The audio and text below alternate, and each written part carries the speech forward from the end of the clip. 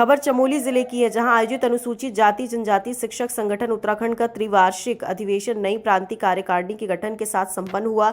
2 दिन तक चली इस अधिवेशन शैक्षिक उन्नयन, विद्यालयों में गिरती छात्रों की संख्या सहित तमाम मुद्दों को लेकर चर्चा की गई। इसके साथ ही प्रांतीय कार्यकारिणी का गठन किया गया। नई प्रांतीय कार्यकारिणी के गठन के लिए सुबह तक चुनाव प्रक्रिया चली। उसके बाद विजय उम्मीदवारों की घोषणा की गई, जिसमें जगदीश राठी अध्यक्ष, भुवनेश्वरी चंदानी उपाध्यक्ष, सुरेश चंद्र महामंत्री, महेंद्र शैलानी कोषाध्यक्ष चुने गए। राज्य भर से हजारों की संख्या में शिक्षक गोचर में आयोजित त्रिवार्षिक अधिवेशन में पहुंचे थे। प्रांतीय कार्यकारिणी के निर्वर्तमान अध्यक्ष संजय टमटा ने निर्वाचित नई कार्यकारिणी के सदस्यों को शपथ दिलाई। शपथ ग्रहण समारोह के बाद अधिवेशन का समापन हो गया। पहली बार प्रांतीय कार्यकारिणी में शामिल नवनिर्वाचित उपाध्यक्ष भुवनेश्वरी चंदानी ने कहा, ये लोकतंत्र की जीत है जो प्रांतीय कार्यकारिणी में पहली बार महिला प्रत्याशी को विजयी बनाया। उन्होंने सभी साथी शिक्षकों का आभार जताया। सभी साथियों का धन्यवाद।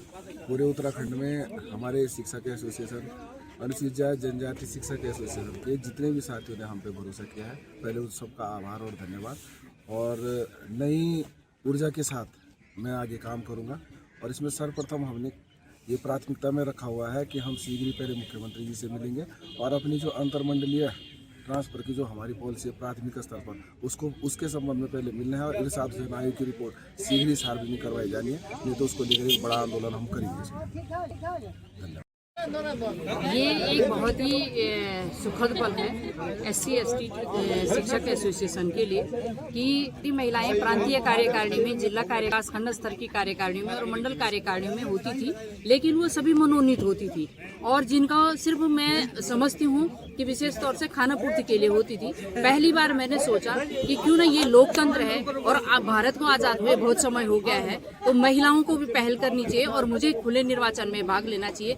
इसके लिए मेरे तमाम साथियों ने मुझे प्रेरित किया, प्रोत्साहित किया, विशेष तौर से मेरी शिक्षिका बहनों ने, जिसमें मेरी बहन है उर्मिला राज, उन्होंने मुझे बहुत प्रोत्साहित किया। सुनीता कपराल मैडम ने मुझे बहुत प्रेरित किया कि आपको महिलाओं की ओर से पहल करनी चाहिए और इस चुनावी लोकतंत्र के महापर्व में शामिल होना चाहिए। तो मैंने पहली बार इसमें अपना नामांकन किया उपाध्यक्ष पद के लिए और मेरे साथ 4 मेरे शिक्षक भाई इसमें प्रत्याशी थे। और आज जो है सब लोग, हमारे शिक्षक साथियों ने इस बदलाव की जरूरत को महसूस किया और मुझे 100% बहुमत से इस सदन में भेजा है। मैं सभी का तहे दिल से हार्दिक स्वागत, धन्यवाद और आभार ज्ञापित करती हूँ। धन्यवाद। सबसे पहले मैं अपने सम्मानित शिक्षकों को धन्यवाद देना चाहूँगा और निर्वाचन प्रणाली में जो निर्वाचक के लिए नियुक्त हुए थे सभी पदाधिकारियों को धन्यवाद देना चाहूँगा कि निष्पक्ष रूप से यहाँ पर चुनाव हुआ।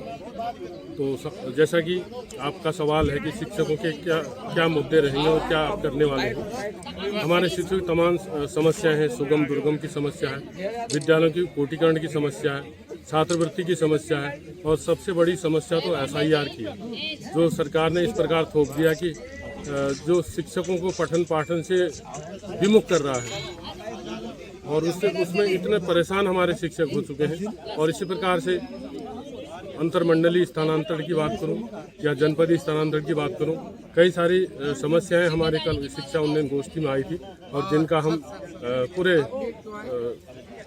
दम लगा के और पूरे संगठन की ओर से और पूरे हमारे अनुसूचित जाति जनजाति एसोसिएशन की ओर से जो उसका सरकार के समक्ष रखने का प्रयास करेंगे और इन मूलभूत समस्याओं का समाधान करने का प्रयास करेंगे। खबर भारतवर्ष के लिए चमोली उत्तराखंड से कैमरामैन कुलदीप बिष्ट के साथ सुरेंद्र धनेत्रा की रिपोर्ट। अपने शहर, अपने प्रदेश की ताज़ा खबरों के लिए लाइक करें, शेयर करें, सब्सक्राइब करें और हाँ, बेल आइकन दबाना ना भूलें, क्योंकि खबर हमारी, फैसला जनतंत्र का।